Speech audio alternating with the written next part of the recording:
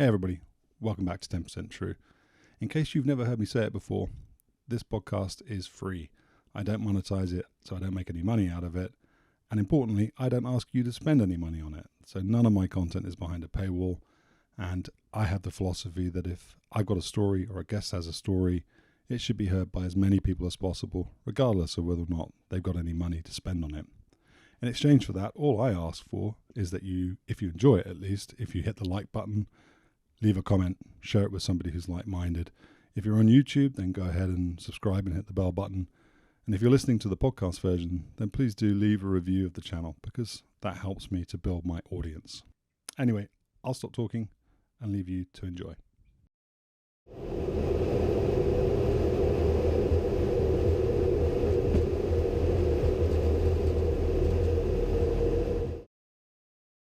Starbaby, welcome back to 10% True. Good to see you again. Thanks. I'm just thrilled to be here. I say it with some trepidation because we joked during the week that this is rapidly, or in danger at least, the 10% True podcast of turning into the Starbaby podcast. But the truth is, my audience can't get enough of you. They're clamoring for more Starbaby content. And although I don't see the attraction, I don't understand why it's so interesting listening to you. They want it, and I give them what they want. That's my job. So, hey, just to cover this off, because people are asking about it, we are going to do the Star Wars episode. We're going to do the Brevity Com episode. We've already got on the Discord server a bunch of people who have volunteered for it. I think we have enough now.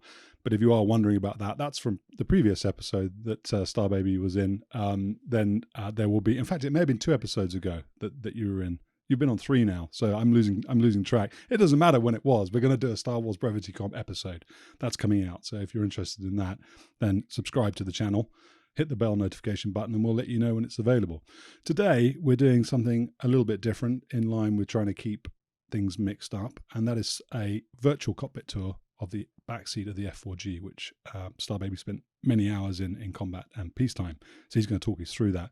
There's a possibility that might be a little dry, though, for some of our viewers, and Starbaby has previously told me that he's disappointed my channel. It does not have enough levity. There's not enough storytelling. I'm going to address that, and he's introducing me to some other people. We're going to bring some more storytelling into the channel later on this year, if guest time allows. But we're going to start now then. So tell us, Starbaby, about your call sign, and tell us a couple of other little stories just to kick things off before we get into the machinations of flying the F-4G. Right. So good. This is a good way to hook people so that when we get to the really boring stuff, they don't notice it's happened. So the call sign, obviously. So understand that we do not pick our call signs. Okay. This is not like, I need a cool call sign like Maverick or Goose or something like that. We don't pick them. Okay. They are picked for us. And usually you get a call sign when you're first mission ready at an event called a naming ceremony, which involves everybody writing proposals in the doofer book. And then a lot of alcohol being passed around, people get really wasted, and you don't want to be the tail end of the naming line because then you get crappy call signs. So my first naming was at a naming ceremony in Zaragoza, Spain, and I ended up with Spock, which was perfectly acceptable. I mean, literally, I know Captain Kirk's serial number. In fact, I know Spock's serial number, both from the episode Court Martial, in case anybody needs to look that up. But, that was a reasonable call sign. And it lasted for maybe 3 months. So what happened is after the Gulf War, and as we already know from previous episodes, click to see previous episodes if necessary, that I missed the Gulf War. I watched on CNN with everybody else, and I had a major freaking complex about it that lasted for a decade. And so I volunteered to go. I mean, I showed up at Spangdahlem. We're still in the desert calm period. I get mission ready in no time at all. I go to green flag. I don't embarrass myself. In fact, when our computer fails, it turns out I'm the only one who remembers how to use a circular slide rule. So I spin all the flight plans for the red flag. And now I have some credibility as a lieutenant.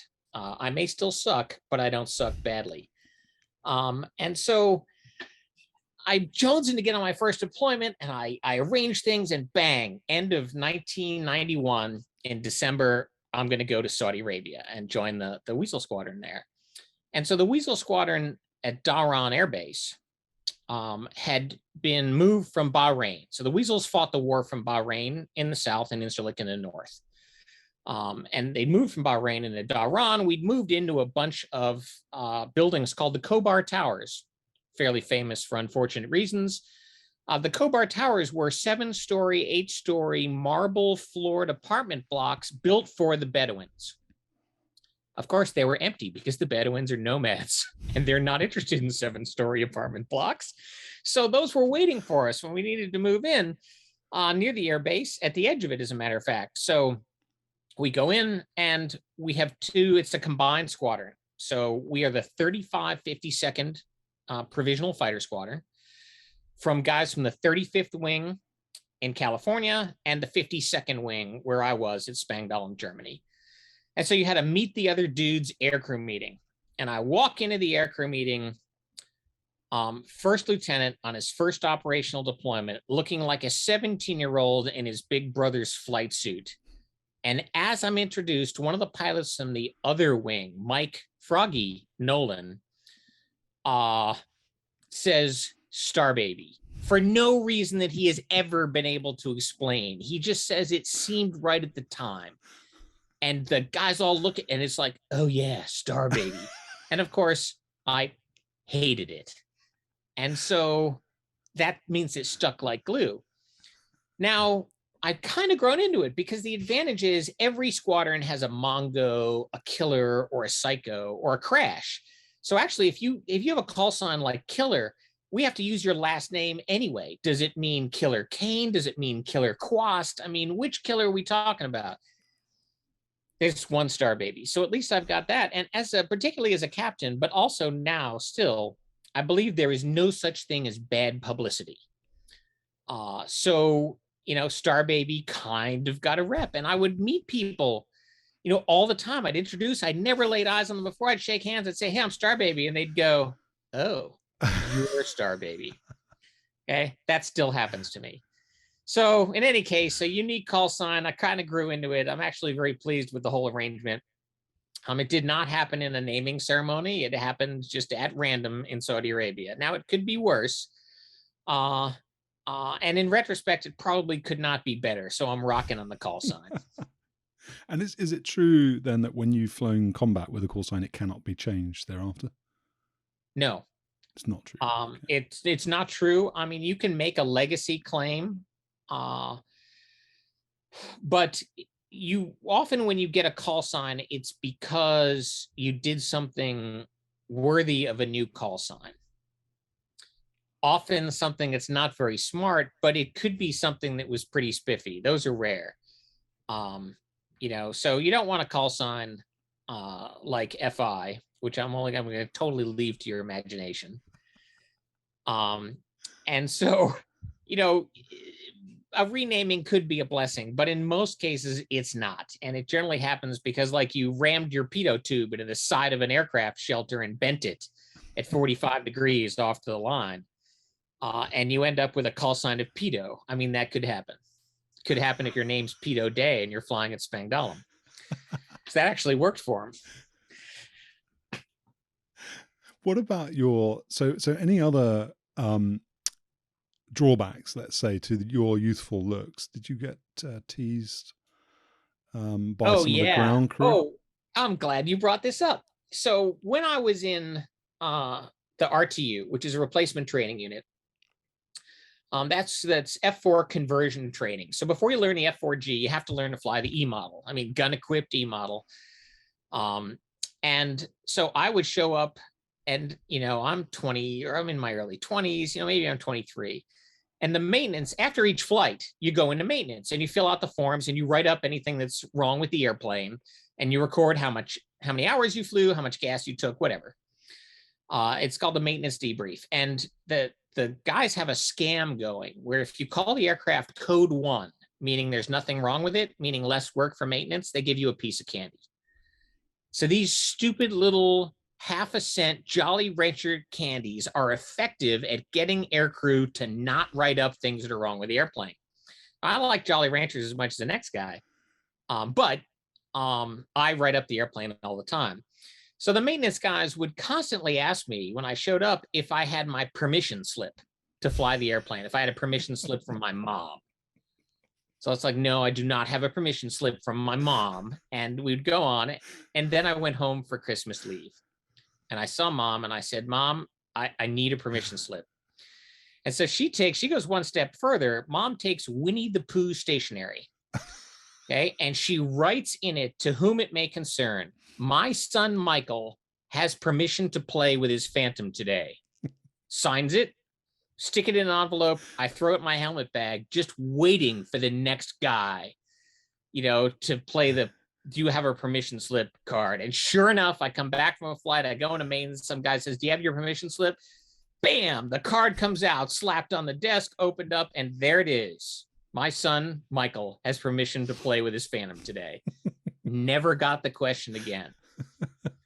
But it did make for a story. So yes, I got some things about, the age piece and not having a lot of it and looking. I mean, when I first showed up at the squadron at Spangdahlem, I was largely ignored for 2 or 3 weeks because a lot of folks thought I was a visiting Air Force Academy cadet. It was the summer. They didn't look at my wings. They didn't look at my shoulders. They just see this guy. Oh, it's got to be a cadet. And we had cadets in the squadron for, 2 weeks over the summer. So when I'd been there for 3 weeks, people started to realize, oh, he's still here. It gave me time to get my feet underneath me. It actually wasn't bad. That's come full circle, though, in terms of you now having these youthful looks. And you were talking about your college-age son earlier before we hit record. So it's I guess all the old-looking people who are your cohort are now maybe no longer laughing. Yeah, they're older looking now, and I still look studly and young. I'm cool. Tell us about world records. Tell us about something that. And then we'll get into the cockpit thing. But give us an example of a world record that has been set or you've been involved in. Okay. So, great straight line. So Kevin Dunshee and I set the world record, as far as we know, for the number of cables and barriers taken in a single pass in the F-4 Phantom. So all good stories have to start out with, no shit, there I was. It's a Southern Watch mission.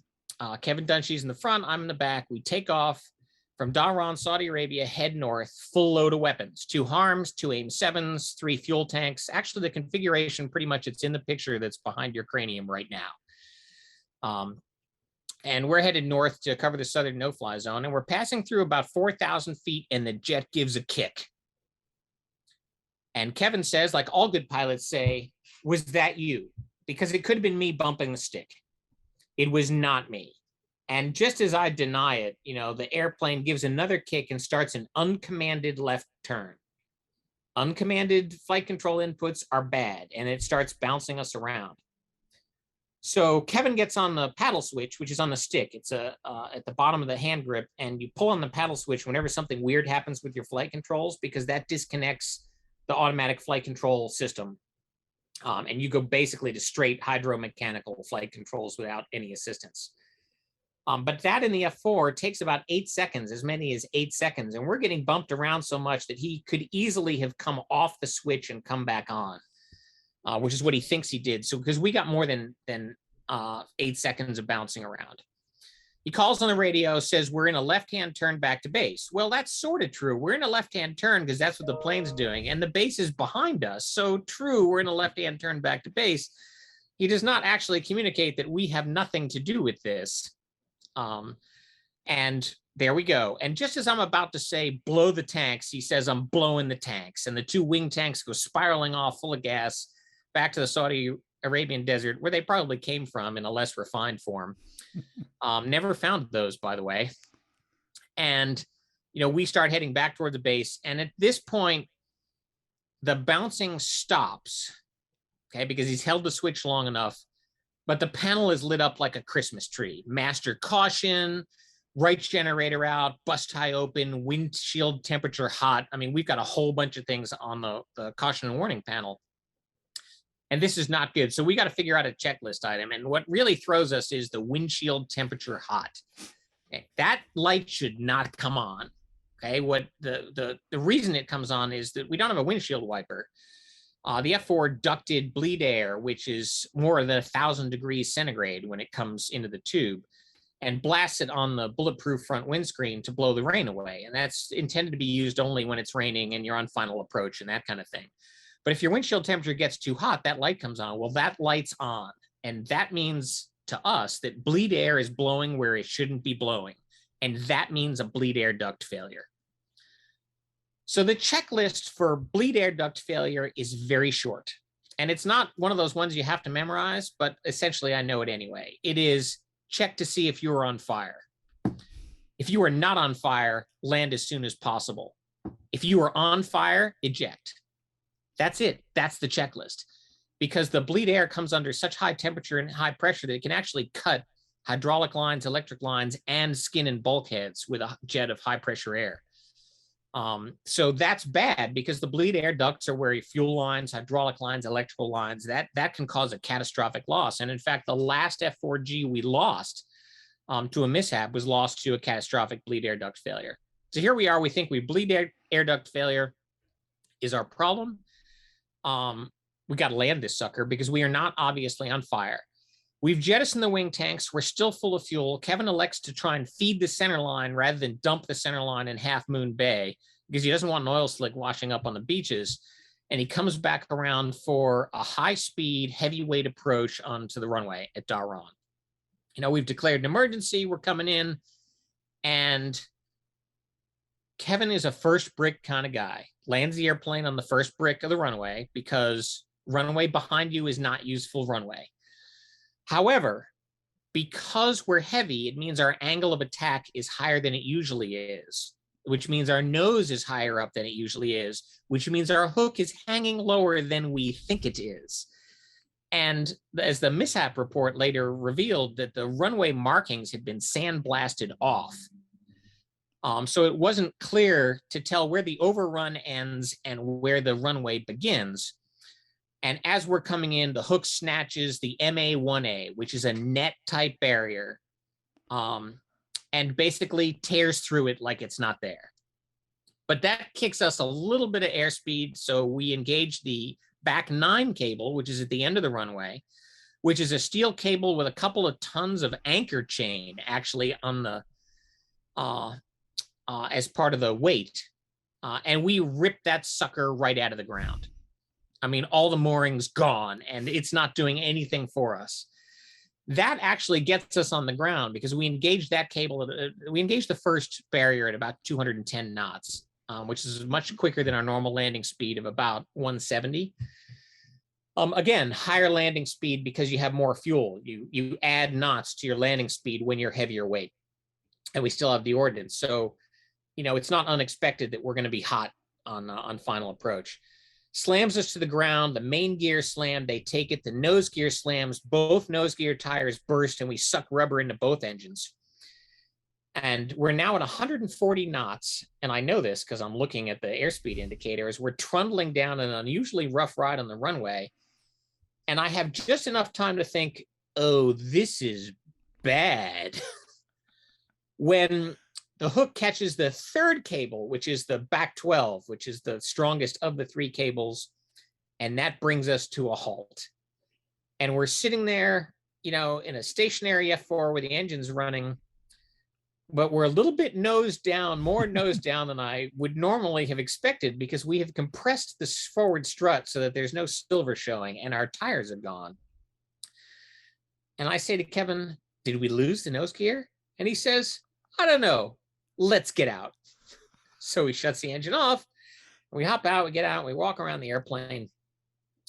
And there it is. I mean, we have set the world record. 1 cable or 1 barrier, 2 cables, 1 pass, and brought to a screeching halt. Minor mishap, only about $30,000 worth of damage. When a J79 takes rubber in the engines, I asked the maintenance guy, I said, well, what do you do about rubber tires in the engines? He says, oh, we might have to blend a couple of blades. And I say, what's that mean? You take a file to him? He says, yes. It's like, all right, J79s, gotta love them. The cause of the mishap was not a bleed air duct failure. The cause was an intermittent right generator under frequency. So what happens is the F4, like many McDonnell Douglas fighters, has 2 separate electrical systems, one powered by the right generator, one powered by the left generator. There's a switch called a bus tie which when everything's working, it is closed, or sorry, it's open or closed depending on the power flow. So if you lose a generator, the bus tie is supposed to close, tie both buses together, and you run everything off of one generator. Simple, fail-safe, almost.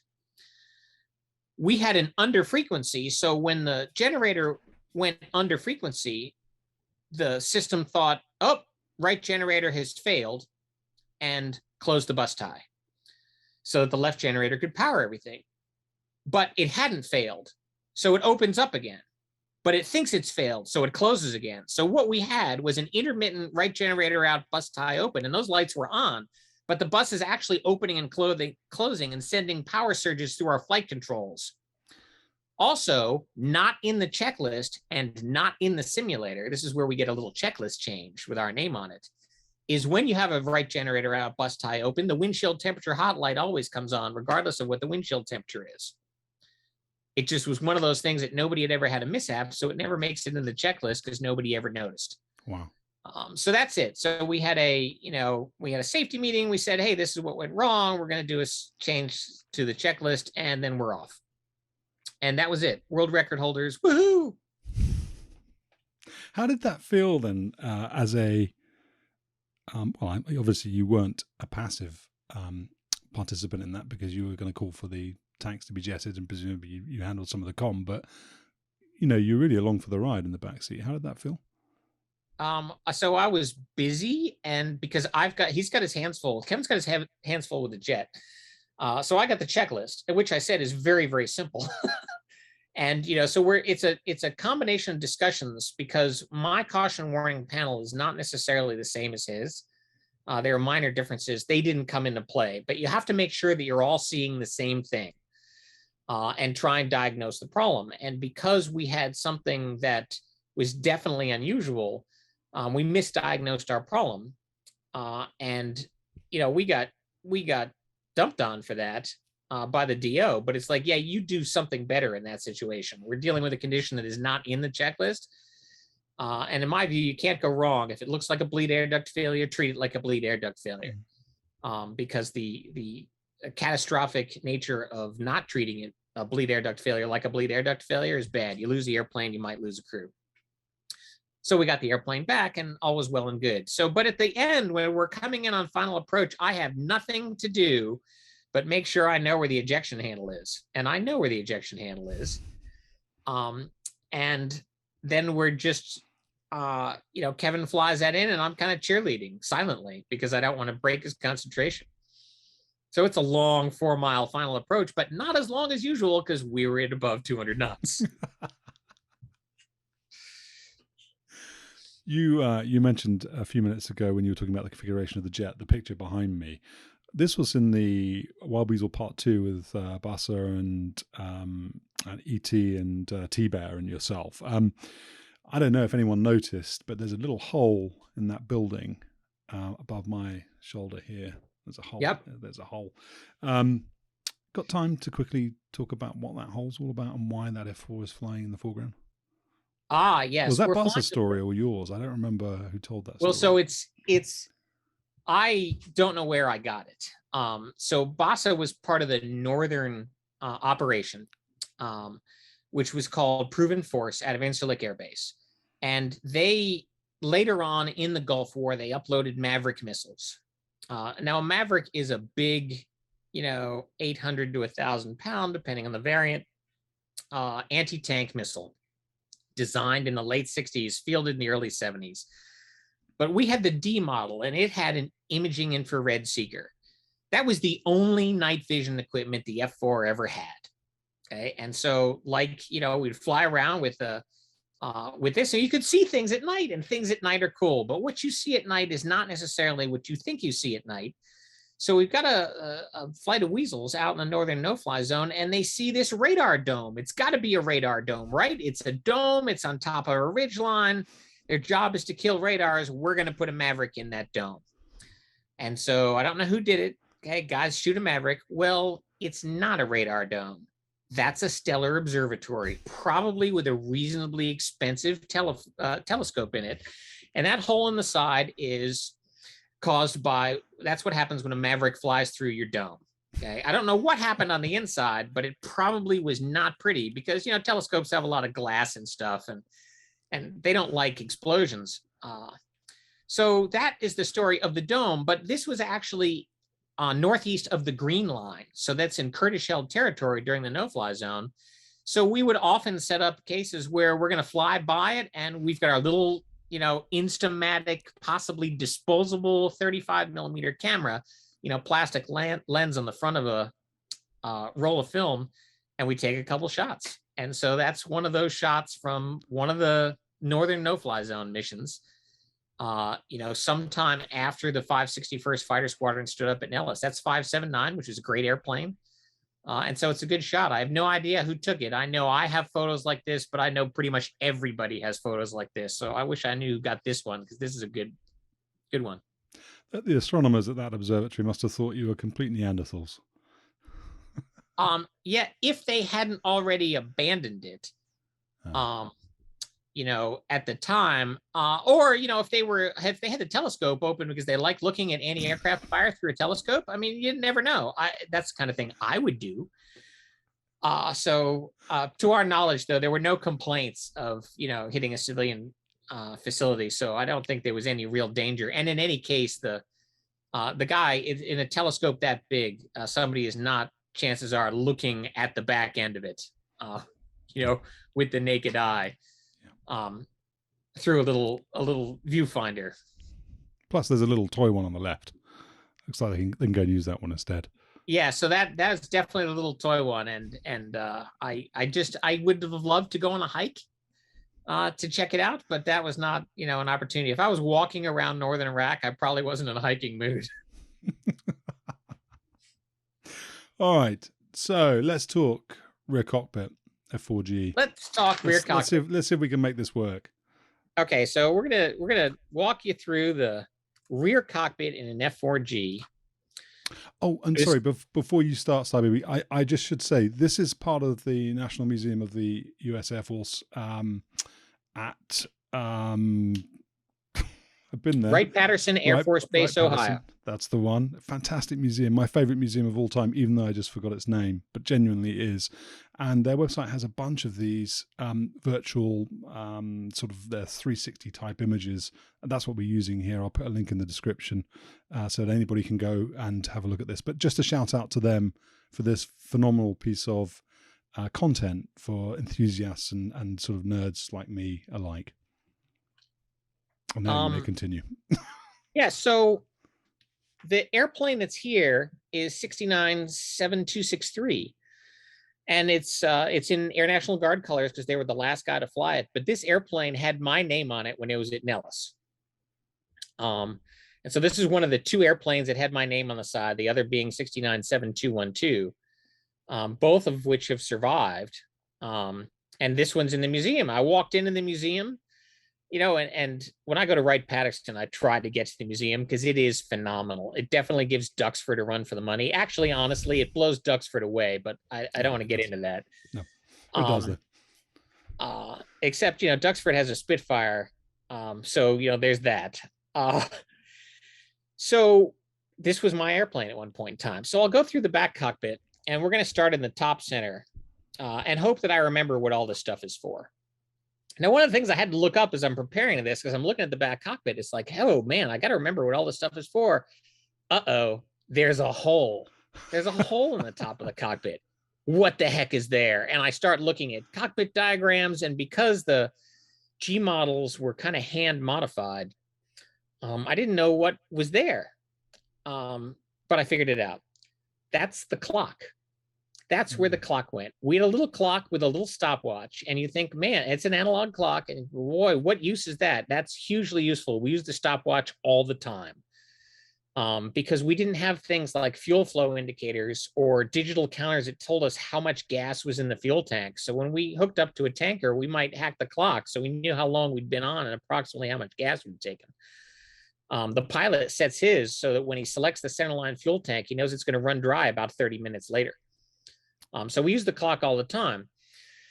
But you'll notice big picture is that there is not a whole lot of forward visibility. So if you can see the mouse at the right quarter panel here and the left quarter panel, there's a little teeny tiny gap. The only real purpose of that gap is to pass piddle packs or granola bars between the front and back seat. Or if your pilot is Dennis Malfer, you pass both because he whines when he's hungry and he has a bladder the size of a small grape. But that's just, that's normal Wizzo care and feeding, right? Dennis was a fantastic pilot and one of my favorites. So there's even a handhold that's underneath behind all this stuff that you can no longer get at. That's why these additional little hand grips have been bolted onto the bulkhead because they obscured the handhold with a couple of things. So what we've got our clock. We have the normal old style whiskey compass in which the only thing electrical is the light. We have a couple of floodlights for lighting up the cockpit, and we've got a bunch of lights that tell us the KY58 mode. KY58 is a secure radio that was at the beginning and still remains a complete piece of trash. The worst secure radio ever fielded. The KY28 was fielded in Vietnam. It was compromised, and so they fielded the KY58, which was no better, but it had a different number. Then I have off the light, I've got a couple misplaced warning lights that tell me, something might be going wrong. And now at the up top, I've got an instrument cluster, vertical velocity indicator, airspeed indicator, attitude indicator, altimeter, old style, spinning. I love these altimeters. My ADHI for navigation, if I could point to a VOR or a TACAN, old style stuff. And it's also got my compass wheel, which is handy. And then this is my ILS, as if I were ever going to fly an ILS, but my course indicator with its little outer beacon light, which I also never noticed. And then right here, white, is a shoot light. So one thing, when you want the pilot to fire a missile, you do not say fire, you say shoot. Fire lights are different from shoot lights. Shoot lights mean you have a lock onto the target and it is in parameters. Fire lights mean you have a fire, totally different. So the pilot has 4 of these shoot lights around the cockpit. There are these flashing white strobes that get your attention that you're in parameters, like the Wizzo isn't going to know that you're in parameters. And I have this one little shoot light to let me know that the pilot's shoot lights are flashing, which I should know because I'm the one that got the lock. All right, so we're going to move on down. And I don't think I can zoom in. Oh, yes, I can. All right. So here's my master caution light stuck over here on the side. And here's my teeny tiny warning and caution panel on the left. Okay, note that the guy up front has a whole bunch of them, and the guy in back has 8 of them. Okay, plus another like the radar cooling off and the nav system out, which are scattered around. So I really have 10 lights to the whole panel that's in the front, which is why the panel has to be red to me. But the real piece here is I have the APR 47. This is, bar none, the best piece of radar homing gear ever installed in a fighter aircraft. And so this big dinner plate size scope off to the left is my PPI, my plan position indicator. I'm in the middle of it, and it has concentric rings. And all those little buttons allow me hardware selectability. How many threats do I want to see? Do I want to see all 15 or do I want to see one? I want to see all 15, just in case anybody was doubting. Various display buttons. What's my outer range ring? I can go from 10 with a range ring every 2 miles. I can go out to 200 with a range ring every 40 miles. I have a threshold, so I can actually put in some attenuation. I put some resistance into the system, and it drops out the low signal strength signals. Never used it. I have a recorder number. I have an expand, which gives me a momentary zoom. And then, like you'd expect, I can adjust the intensity. And over here, I have a bunch of selector buttons where if I want to see everything, every radar, I just hit the all button. That's the way I flew it. But if I only wanted to see SAMs, I could hit the SAM button, or only SAMs and AAA, I can hit the SAMs and AAA. And then if it's suppressed, if there's a signal out there that is suppressed, that button actually flashes saying there's a signal under this button that I'm not showing you on the scope. Again, I never used it. This is the mouse button. You will note it is not a mouse button. It is a 2-position spring-loaded switch. And so what I had for the emitter of interest was a diamond that went over the emitter I was interested in, and it started at the number one priority based on what the computer was programmed to see priorities. And every time I pressed it down, it would skip down a priority. And if I got lost, I just put the switch back up and it went to the number one. So I'm basically step, step, step, step. If I want to take a look at the fourth priority emitter, I go step, step, step, step, and now the diamond's over whatever happens to be number 4, because the computer priority is not my priority. The computer doesn't know. It knows a pre-programmed threat priority. It knows how strong the signal is. I know where the strikers are going to be and what system is a threat to them. And when I put a guy under the diamond, you see this little digital display. These are little LEDs. Tells me the range. That's a decimal point, by the way, and bearing to the emitter. And that was freaking awesome. That is an amazing capability. And the way the system worked was using all those wonderful antennas to constantly draw automatic lines of bearing until it triangulated on the target. So that's the left side of the scope, and that's what most guys spend all their time sucked into. The Pilot has a repeater of this scope that is much smaller, only a couple inches in diameter. The right side is also APR 47. And these are all leftover buttons from when we carried the AGM 78 standard that were renumbered, okay, to do various functions. Like, for example, you could K-mark a guy, okay, and a K-mark would just mean you could take one guy and artificially mark him so it was easy to get back to. You could hit the EOB memory button, which would memorize your electronic order of battle at the time and dump it into digital storage. Some of these are leftover, like the G-bias button was when you had a G-bias strike. This is the magic button, the target handoff button. When you hit the target handoff button, you just took all the data on the guy, the emitter under the diamond, and you handed it to the harm. And you said, hey, here's his street address. And that's considered a short-term handoff. If you didn't shoot within 7 seconds of making a handoff, your handoff was stale and you had to re-hand off. And then various steady lights, like, for example, the sequence for launching a harm is to press the handoff button, look for a ready light up here. If you're lucky, you'd get an ACK light, which tells you the harm already sees the thing you just handed off, and then you shoot the missile. So various buttons, and again, intensity. These are all intensity displays for your various scopes. You got a digital readout for the frequency in megahertz, the PRF in pulses per second, the approximate range depending on what mode you're in, or pulse width depending on what mode. This scan range thing changed based on what mode you were in. And that's all tied to this scope. So this scope is, the attack scope. What this really is, this is an old style oscilloscope.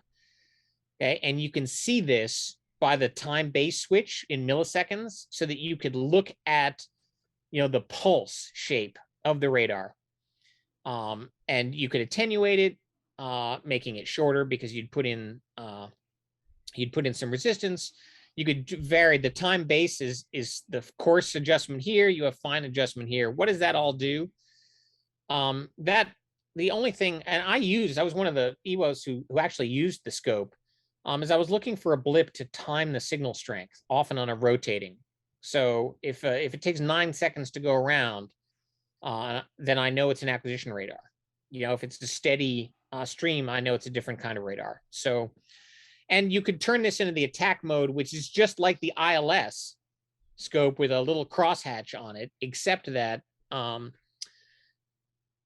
it put the emitter under the diamond was put on the scope. That function was not particularly useful and was rarely used. So a lot of EWOs ignored this portion of the APR 47. This was the pan scope. This was great. This had a trace and a whole series of lines, and you can see just faint burn-in lines on the image. You can see where the lines have burned in, horizontal lines here. And that was all the bottom of our frequency range up to the top of our frequency range in different chunks. Every beam that the system saw, and that could be as many as 200 beams, went onto that scope.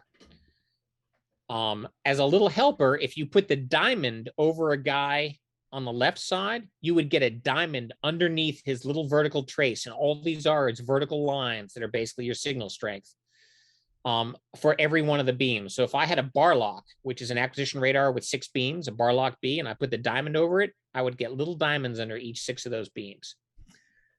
I loved this scope. That was amazing. And then these, again, these are the old AGM-78 band suppression numbers. And since I never had AGM-78s, I had no idea what they did. And then this was key. This is your audio volume, and this is the ability to move a cursor. So you could actually find a signal on the scope and force it onto the main scope. And that's what these functions were for. I never did that except to figure out how it worked.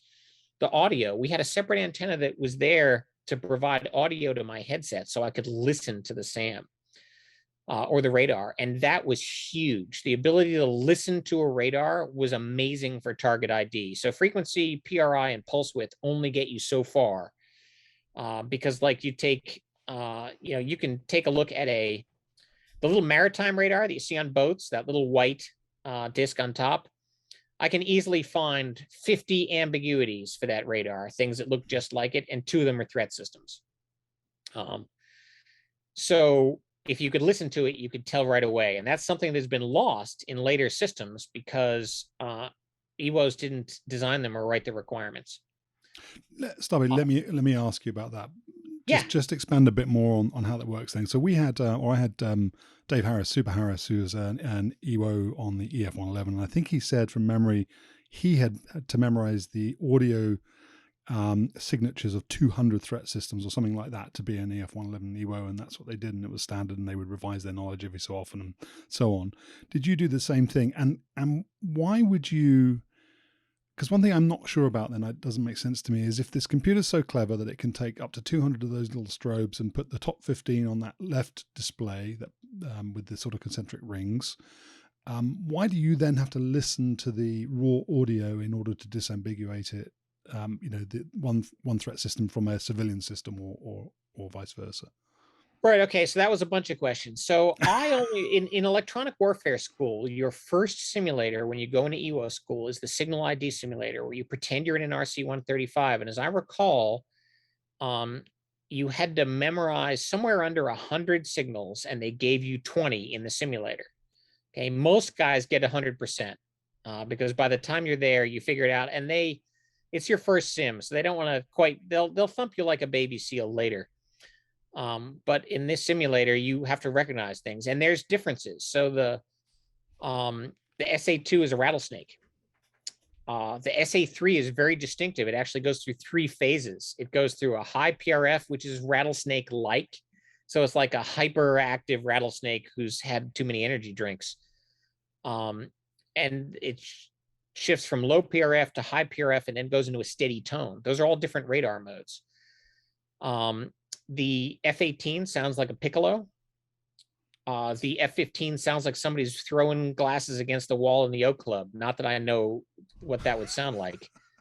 The Hylark radar for the Russian MiG-23s and some models of MiG-25, that had a conga beat, believe it or not. It was just this radar with a conga beat. It was immediately identifiable. The computer, and remember that the computer behind this system, when it was fielded, had 64K. And it is using a program language built for the Apollo program in the late 60s by the guys at MIT. And so it can only measure so many things. And when it measures frequency and PRI and pulse width and looks this up in a table in its computer memory and says, oh man, I got 50 emitters that match this frequency, PRI, and pulse width because I'm only measuring 3 things. That's all I can measure because that's all the system's designed to do. And that's all the processing capability it has. So I'm going to ID it as the highest priority of those things. But by listening to it, you can immediately sort for a great many things. The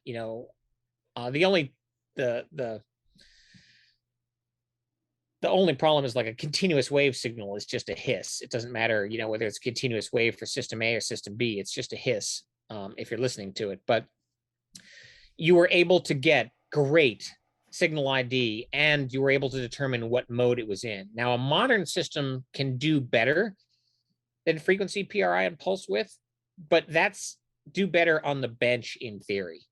Audio ID is just the thing. Okay, that makes sense. All right, and the last thing is on the you'll notice warning, possible burn hazard underside. These are cathode ray tubes, as you can tell, because they've got stuff burned into them. This thing gets freaking hot. And then at the top here, actually for air shows, we have this panel that folds down and locks into these two holes so that we can show people a cockpit in the air show and they've only got a blank black panel. Also, there were certain times there's a code which we could enter into the system that would completely disable it. We would dump everything. And it suddenly, it's just a brick. And all the software and data is just gone. Would it burn the hardware? Was there an explosive component to it too? Nope.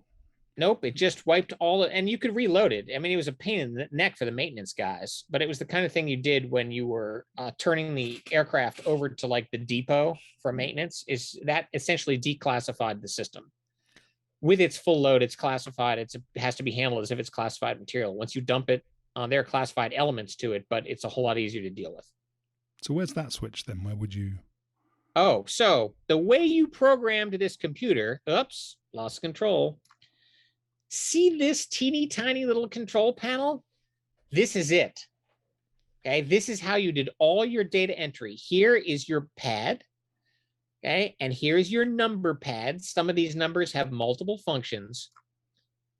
And so if I wanted to tell the computer that I had a SIM plug instead of a real harm, that I have a plug that's in the pylon, it's pretending to be a harm, I have to go to address 77. So I go plus 77 and I hit enter display twice, which is this button. I hit it once, it says enter, I hit another. And every time you press that button, you press it twice. That's your enter button. And now I've opened up address 77 and I go +1, enter display. And with those two programming moves, plus 77 and +1, I have now told the computer that there is a simulation plug on my station and not a real harm, so that I get the appropriate symbology on the scope. The code, it was a 5-digit code, and you would enter the address and then you would go plus whatever and enter display and bang. And that's how you dumped all your memory and stuff. Okay. And you could go ahead. You could force the computer to do certain things or to add little functions by taking an address. Like I mentioned, an acquisition light. If I wanted to enable that feature to see if the harm is going to give me an acquisition light, it would be address 78 +1. And if I wanted to clear out that function, I'd open up address 78 and I'd add +0. If I wanted to force the computer to identify something, like say the computer is misidentifying a signal and I know it's target number 168, I'd enter the address and I'd enter 168. And then if I decided it was right in the first place, all I had to do was open that address and enter a -1, and it would clear it out again and go back to computer control. Sorry, I cut you off. No, that's okay. I was going to ask whether you had to program the phantom. Remember we talked about in the second Wild Weasel part about the phantom display in terms of the phantom range. You could put these simulated or synthesized threats into the computer. Was that the same method? Was there no data transfer cartridge, no data transfer module? Good question. This is the data transfer module. Push to release, it's, I mean, heck, I think those got up to like 64K in the later models. And that contained, you could actually program a lot in this. So I could program my electronic order of battle. So rather than have the generic worldwide load, I could say, I only want to look for these emitters because I know that the Iraqis don't operate SA-10s, so I'm not going to waste time. I'm not going to waste computer scan time looking for an SA-10. I'm not going to waste computer scan time looking for an SA-15. So you can trim that down. So you can do that on a computer for mission planning, and then you load it up and you enter the appropriate code and it squirts that and you're good to go. Now, I never trusted that. And I never trusted the EWO that flew the airplane before me. So on every combat mission, I would completely reprogram my scan tables and my targeting data from scratch using that keypad.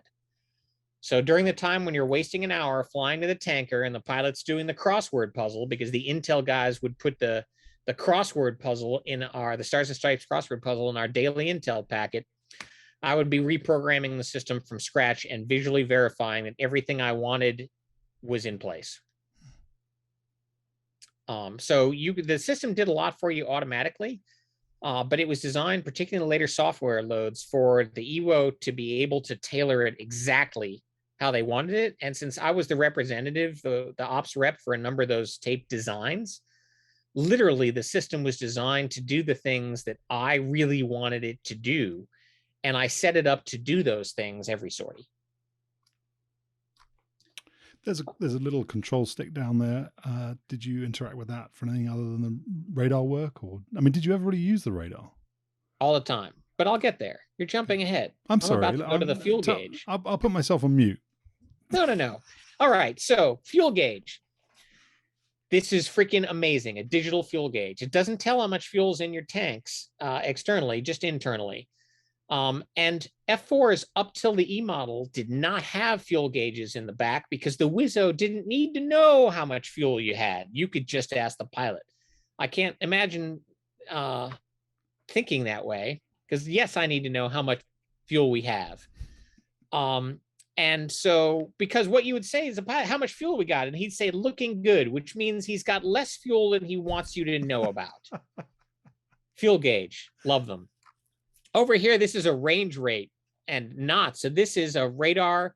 This is for when you lock the guy up and you're going to do a visual ID. And you needed to know how fast you were closing or opening, your range. What the closure was, you had this needle, which told you how fast you were approaching the guy. And you had this outer little dial that told you how many thousands of feet from 9 down to 0 that you were. Actually, way more useful than you think it is. Okay, so we're about to get to the radar. Before we do it, this is the Maverick controls. So slave and normal switch, which is where you're pointing the seeker. White hot or black hot, selected right there.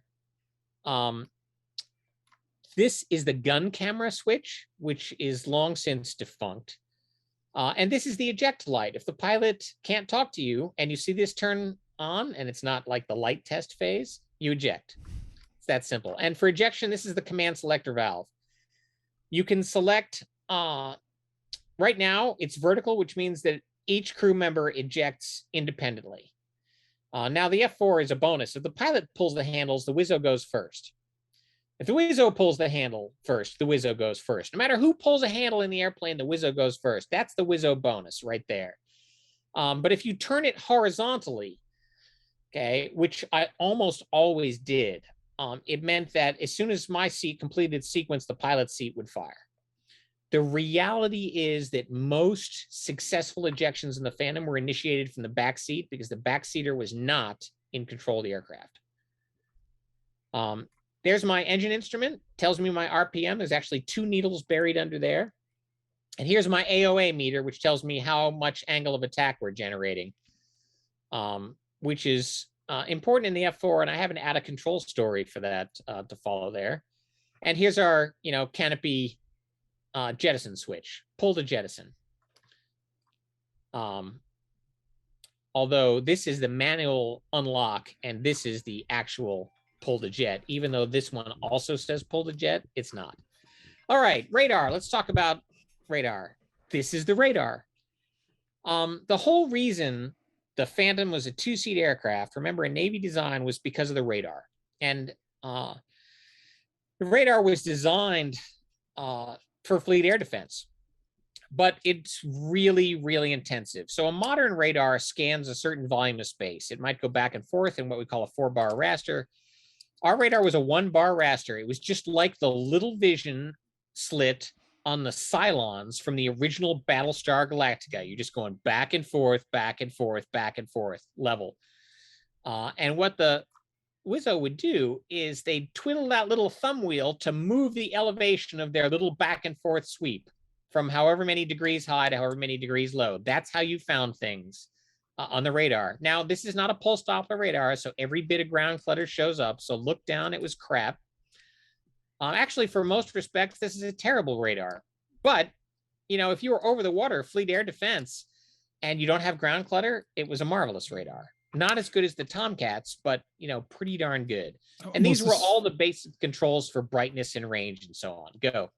Which radar was it? APQ 120? 160? 120, yes. 120, it was just an upgrade allegedly from the 109 the C and D model had. Really what it was a 109 with a smaller dish because the nose was smaller in the E model to make room for the gun.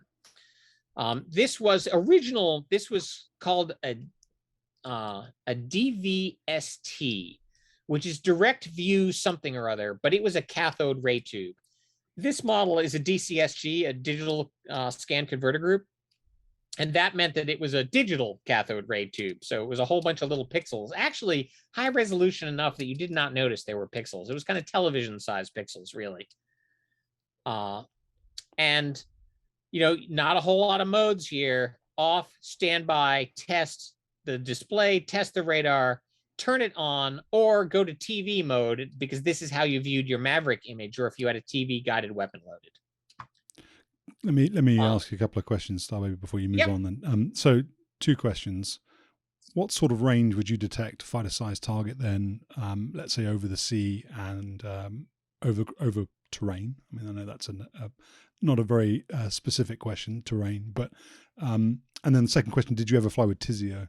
Because you said you flew the F-4G. Yes, I flew with Tiz. Okay, so Tizio, for the audience, is a big old camera on the right wing of the F4, and I flew a couple Tizio E models. It was supposed to be, it's actually a telescopic camera, and it was supposed to be for assisting visual identification. The only thing I ever recall using it for was trying to see if there was a nudist colony in the north end of Panamint Valley.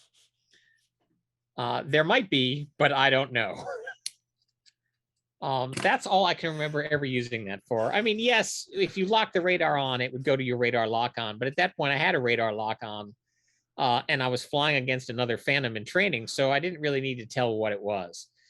But that was only, I've got 54 hours in the F4E, so only a handful of those were air-to-air training rods. But so yes, I flew Tizio. What about detection ranges then? So the detection range, so I would expect to get a contact look up at outside 25 miles, even over land, much farther over water. And I could probably work a contact around 20 nautical miles look down. But the reason I could do that was because of the APR-47, not because of the radar. So because the APR-47, if I'm dealing with another fighter, the other fighter has its radar on. This has the fighter radar. I designate that fighter radar, and it tells me the azimuth and elevation of that fighter radar, which means I can move my 1 bar elevation to match what that display is telling me, and I've got a better chance of picking them up. That's why, as long as you kept your radar on, you were handing us data to acquire you with. So let's see, anything else exciting about the radar? The other controls to the radar, I'll just go out over here, are kind of around the throttle. And is the range of the scope, close in, 5 miles all the way out to 200. The aspect switch was, if you were manually tracking the guy, okay, that would help set a range rate in. That's insane. And that never works. You have a high G or a low G switch, which was your chaff rejection. It was always in high G, except in this picture. You had a 1 bar or 2 bar raster scan, which is always in 1 bar, except in this picture. And your display scope, different types of scope, whether it's a 30-degree wide or 120 degrees wide, or whether you're doing ground mapping in the PPI. Let's see, short or long pulse about it. This is where the Weasel's left hand was all the time. These 2 knobs are the receiver gain. You are constantly twiddling them to try and break out a real contact from the clutter. You could set a manual velocity if you were manual tracking. There's a couple other air-to-ground modes that are here. But basically, the Wizzo ran it with your right hand on the radar control handle and your left hand on the receiver gain knob. Hey, I just noticed my stick is missing. That's a foul. Suffice it to say that the back seat had a stick. Okay. What are we going to get to next? This is leftover nuclear timer stuff, which was also here. And so they took it out and they replaced this with a little, this was actually LCD, a liquid crystal display. That was some high-tech stuff there, let me tell you. The liquid crystal display, to tell you which one of 20 radio channels you were on. Here you've got your recorder, which is a 3/4 inch tape with 30 minutes of tape. So that was your recorder switch. Here was your digital recorder for the APR 47, which we're not going to talk a lot about, but it was really cool. A couple lighting these control light to the consoles, and the KY58, which I never ever used, that I could recall, is all down here. Oh no, I guess I tried a radio check with AWACS a couple times. Nose gear indications, flaps and slat indications for landing. Inertial navigation system. This is an older INS, but still a good one. This is the RN 101. And you had to align it for 7 to 14 minutes before you taxied, or you'd screw it up. And then you throw it into nav and you're pretty much good to go. 1 nautical mile per hour drift, which is as good as a modern ring laser gyro. Here's another kind of thing that shares the radar. This is the APX 80.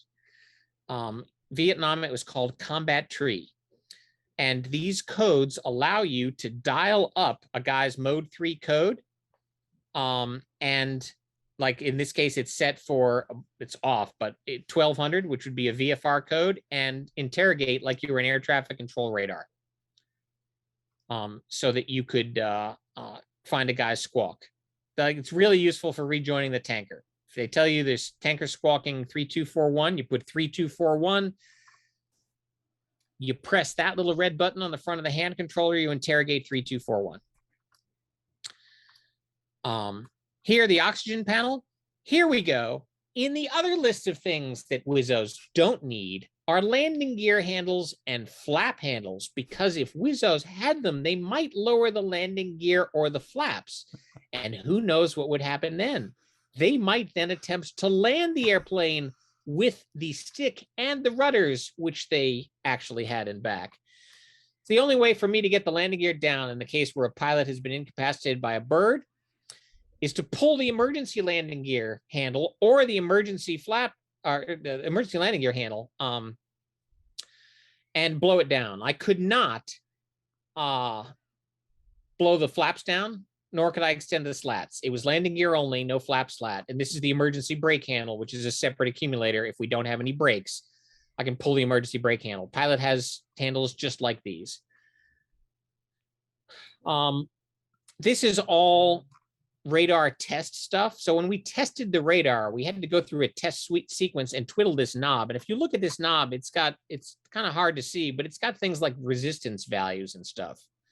We didn't know any of this. We just turned it, did the sequence, turned the knob, looked for a certain value, had a checklist, carry on. Intercom control here. We already went over the radar. Throttles, microphone switch, speed brake. I've got a speed brake. Can't lower the landing gear, but I can trigger the speed brake. Could you go to cutoff on the throttles as well? Could you cut off? No, the backseater could not cut the throttles off, nor could they select afterburner. Okay, it looks they really like didn't trust you. They really didn't trust us. Looks like I've forgotten a handle. So I'm thinking that we couldn't lower the flaps, and yet I have an emergency flap handle. So at one time I knew that I could lower the flaps. Never had to do it. Here's the volume toll for your missile tone, which is when you had AIM-9s and you're listening for a good heat-seeking tone. This is your chaff and flare dispensers, which are manually fired off by this little button right here that says dispense. And if you flip that guarded switch and flip the switch upwards, you dump all of your flares at 10 flares per second. These have to be reset by a dude with an Allen wrench. Pressure altitude display, how much liquid oxygen you have left, volumes on the VOR, What have I forgotten? The radio, one radio with an aux radio. Okay, so this is the aux radio. It's just a crystal receiver with 20 channels. So if you wonder why every F4 in the universe has 275.8 as one of their radio frequencies for either the tower or ground, it's because that was one of the frequencies on our aux radio. Receive only, 20 fixed frequencies for the life of the Phantom. The Iranians are still flying with those 20 fixed frequencies on their bases. But this is a modern, relatively modern UHF radio, Have-Quick 2 equipped with a guard receiver. So normally I would load all the Have-Quick stuff, and the backseater really runs the radio controls, even if he or she is not talking on them. And this is my TACAN and my TACAN channel display. And I have a bucket load of circuit breakers, but not as many as I have on the other side.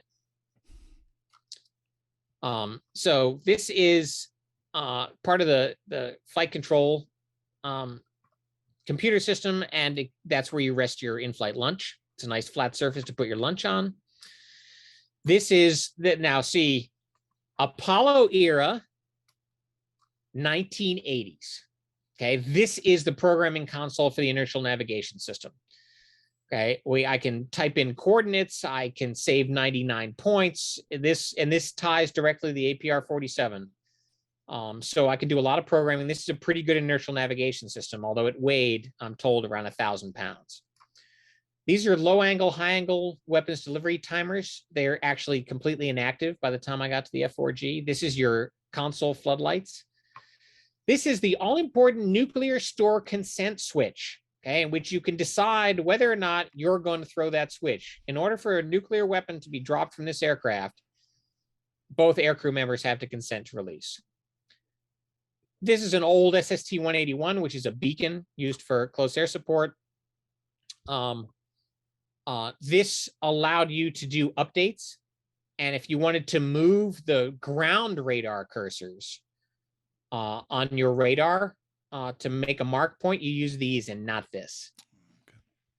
More stall warning volumes. Let's see if we can zoom in. You know, your ground power switch, and more circuit breakers. And I think we've gotten to all that until we get to the National Museum of the U.S. Air Force. This is a Martin Baker Mark 7 ejection seat. And this is my G-Suit hose. This is the little G-Suit button. So the way the G-Suit works is that button weighs a certain amount. And as you pull G's, that button gets heavier. And so it pushes down a certain amount, and that causes air to flow into your G-Suit, proportional to the number of G's you're pulling. Very simple, purely mechanical. Do not rest your checklist on that button, or your G-Suit will inflate like you're the Michelin Man. Not that I've ever done that. I've just heard about it. The ejection seat, these are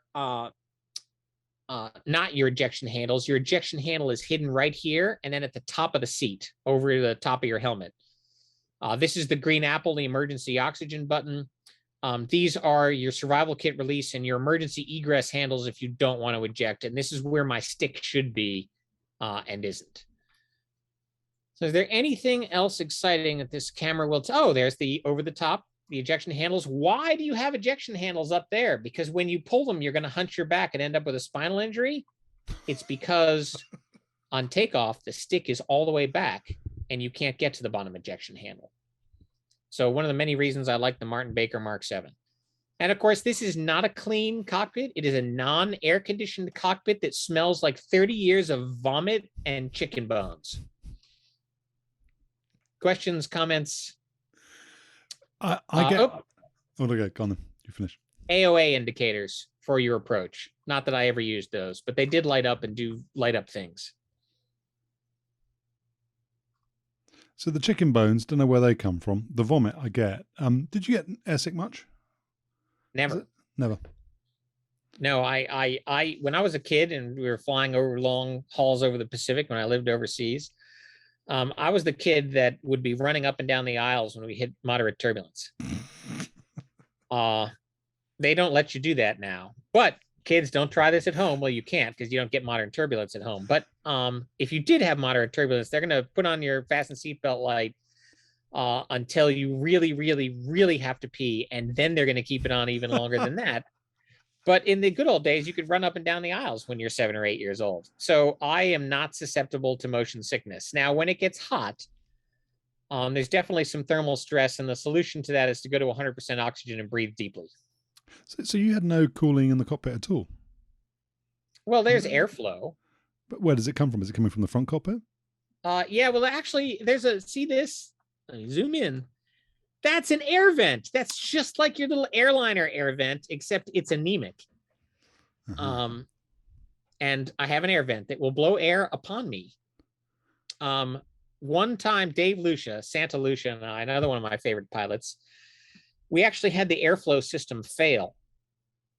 Because really the cooling on this airplane is reserved for the electronics. And we have these giant heating units. So I'm fairly certain that on this LED display for the Arnie, I'm fairly certain you could cook a hot dog. And these things, there's a warning enough, so it did get hot, but we had a little airflow. Our airflow failed. So up at front, he has a handle to pull the emergency dump valve, which is supposed to get just ram air. It's like air in your car. That failed. We flew the mission anyway. It was summer in Las Vegas. It was 140 degrees Fahrenheit, based on the sensor on my watch by the time we popped the canopy at the end. That's why if you look, the air conditioning thing is if you look at Phantoms and T-38s, we don't close the canopy until we actually take the runway and we're cleared for takeoff. And there's a whole sequence where by hand signals, you get everybody to close the canopy at the same time, because if you didn't close them at the same time, that would not look cool. And we can't have that. So you go through the silent canopy drill, bang, everybody signals, everybody looks at you, you pull your hand down at the same time, you throw the canopy close switch. And then after the rear canopy seat, the front seats do it, and then everybody's off and flying. So yeah, it's not a cockpit. The first warm cockpit, not a cool cockpit, rather. The first time I flew the F-16, it was two-seater, obviously, D model, block 50. We're flying in red flag in the summer, and I land, and the pilot asked me, well, how was it? And I wasn't going to give him anything about his airplane. I said, nice air conditioning. And that's what I left him with. That's my way of calling somebody a pansy boy. And we'll hopefully, part 3 of the Wild Weasel conversation will unearth some of the reasons behind that. You talked about canopies then, and earlier in the conversation you talked about the command ejection valve and the backseat going first regardless. Am I correct in remembering that came from a modification that occurred during Vietnam, where they'd figured out that some front seaters or some backseater seats weren't firing because the front seat was going first, and it was creating a vacuum or something that was keeping the backseat canopy on, so then the backseat couldn't go? Am I just making that up, or did I read that somewhere? You read something like it. So the sequence was always backseater first, because that's the sequence you need to have to avoid man seat or seat to seat collision when you're moving forward. The assumption always is that the airplane's moving forward. So you get the backseater out first. To that way you can have a much shorter time between seats firing. What happened in Vietnam was a high-speed problem, that when the rear seat ejected and the rear seat canopy departed, the airflow forces on the front canopy were now too strong at high speed for the impulse cartridge that opened this. It was an explosively firing unit that opened the canopy. All you had to do was break the seal and the wind would catch it, but that cartridge was not strong enough to open the front canopy when the rear canopy was going at high speed. The way we found this out, I don't know whether it was an Air Force pilot or a Navy pilot, but the front seater was allegedly a guy who lived in the weight room, which is unusual, when, all your aviators are really smoking cigarettes and so on. Fitness, what a thing. The guy is strong enough to push open the cockpit far enough to break the seal. The wind catches it. The canopy separates. His ejection seat fires. And then he's recovered by a helicopter out of the Gulf of Tonkin to tell the tale. So the solution to that problem was to make the ejection cartridge that separated the front canopy, that opened the front canopy, that a little bit stronger, and it solved the problem. The seats in a Phantom will not fire unless the canopy is gone. So you can't see it here. As we look back on the seat, you can't see it either, but I've actually got ejection seat handles on the chair I'm sitting in right now.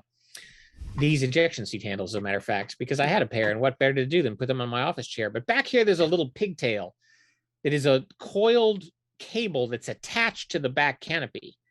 And there's an interlock. And so the seat cannot fire with that interlock in place. When the canopy separates, it pulls that cable, pulls the interlock out, and then the seat can fire. But it's mechanically safe until the canopy separates. A modern seat, like the F-15E's ACES seat, has two simultaneous ejection paths. One runs about a second behind the other. And the first one waits for the canopy to separate. And the second one says, I don't care if the canopy's gone, I'm firing. So the first one will wait for the canopy to separate. And the second one says, if you haven't separated by the time I get around to firing the motors, we're going. And it'll just take you through the canopy. There's no canopy breaker on an F4 seat. So going through the canopy, not an option. There is, on the canopy in this picture there is a manual canopy breaker, isn't there? Did you ever expect that thing to be able to, I think you grab it, don't you? And you're supposed to stab it against the canopy. So I'm looking for that. If you go up, it's attached to the canopy itself. There we go. Yeah. Thanks. I was looking for it along the rail. And so this is the manual canopy breaker tool. And what it's covering is what you would think is a knife, but I would only say it's knife-like. It's got a straight back edge and a curved front edge. And it's got a little marking on it, say curved side towards face or something like that. So what you're supposed to do is grip this thing, pull the little pin, it comes out of its holder, grip it, put your other hand behind it, and slam it up against the canopy. And the reason you want the curved side towards you is that if it skips on the canopy, it skips into your whiskey compass and not into the front of your helmet. And in theory, you could break the canopy with that tool. Now, this is the kind of thing that you use when you're on the ground and you have rolled over on your side and you're mostly upside down and the canopy will not separate. You can use this to chop yourself out. Also, I forgot to mention mirrors. So the back seat has 3 mirrors, okay, left, right, and this one's actually external, so that you can see behind you. This actually gives you a good view of the refueling boom. So the pilot cannot see the refueling boom. So when you're refueling and the guy's putting the boomer is putting the boom in your receptacle, so to speak, the Wizzo actually has a better view of what's going on there, and you'll narrate what's going on. It's like, oh, yep, he just bounced it off. Give him a minute, that kind of thing. We didn't talk about, well, you talked through some of the controls, Starbaby, from a self-protection point of view. You showed off those where you talked about the chaff and flare buttons. Did your screens in front of you tell you if someone was shooting at you? Was that the preserve of the pilot? No. So what we got, and T-Bear mentioned this, one of the things that the APR-47 did through some programming magic that's too boring to go into was it determined whether or not a radar system was locked onto you personally. And if a guy was, then his symbol on the scope got what we called track bars, which are basically a cross superimposed above his number. And if you saw track bars, I would say your odds were above 80% the computer was right and that guy was tracking you. In which case, it's time for you to go to defensive and your wingman to handle the problem.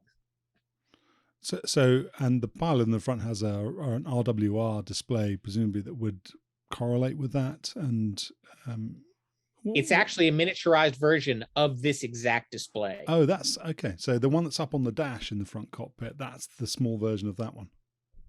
Yes, only he has no controls for it. But for example, let's take a harm shot example, which I've kind of gone through. The pilot's going to be aware of what I'm going. But what I'm thinking about, because you can tell what an EWO is thinking about by where the diamond is. The emitter that has the diamond over is the one that is probably the one we're thinking about shooting. It's the one we're listening to, and the pilot can see that diamond. And on the radio, I'm going to tell the wingman I'm working the 6. So the wingman's not wasting his time working the same signal I'm working. Okay? If we were in the lead aircraft, I might tell somebody to work another threat, but I actually normally covered that in the brief. Which priorities are mine? I'm going to take the 2s and 6s. You're going to take 3s, 8s, and alphas, for example, would be part of the brief. And so when I want to shoot a harm, I've got the diamond over the target. I'm going to say to the pilot, I'm taking the 6.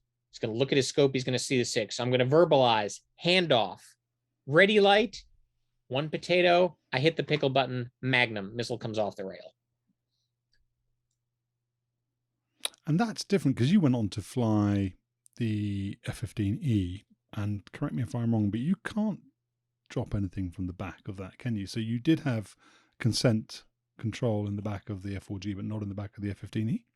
The backseater can release all air-to-ground munitions because the pickle button is every bit as hot, but our trigger is not hot so that we don't inadvertently fire the gun or an air-to-air missile or something, because that happened in a Tomcat over the Gulf of Sidra in the 80s.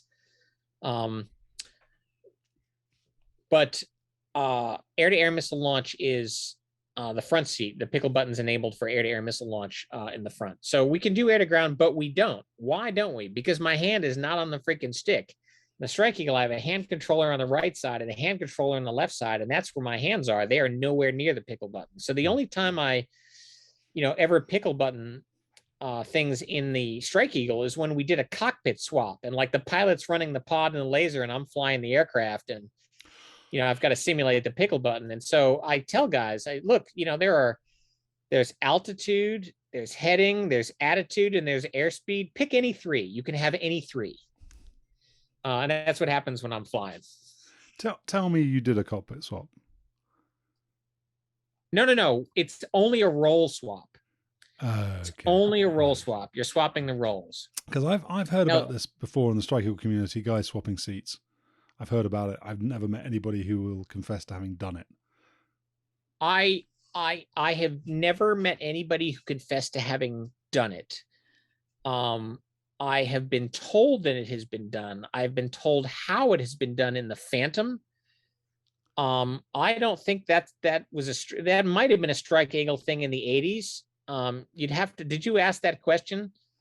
I was told this probably early 2000s. I said, what was the event? And I was told it was a flight to the depot, Warner Robins or whatever. And that the 2 guys had swapped seats, but they had kept it very hush hush, and that the Wizzo was, a really experienced guy, and therefore it wasn't that big a deal. But I never managed to find out who it was. Yeah, so I'd never consider it because I'm not a frustrated pilot. I'm happy with being chauffeured in and out of the target area.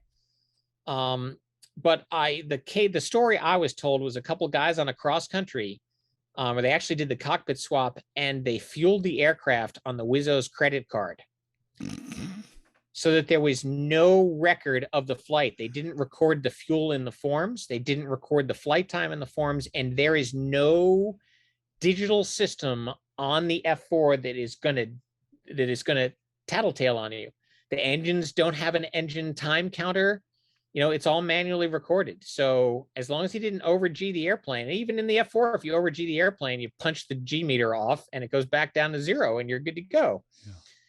Yeah.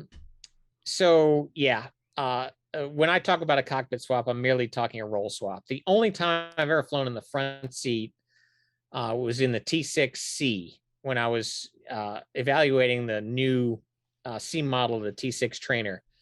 At Nellis, and pilot briefed me up and then said, all right, you're going to fly in the front seat. I said, you can't do that. He goes, I absolutely can. So the instructor flew in the back seat, and I did the ugliest takeoff ever seen at runway 21 right at Nellis Air Force Base. It's a good thing it's a 200-foot wide runway, because I was wiggling back and forth like a worm on hot concrete.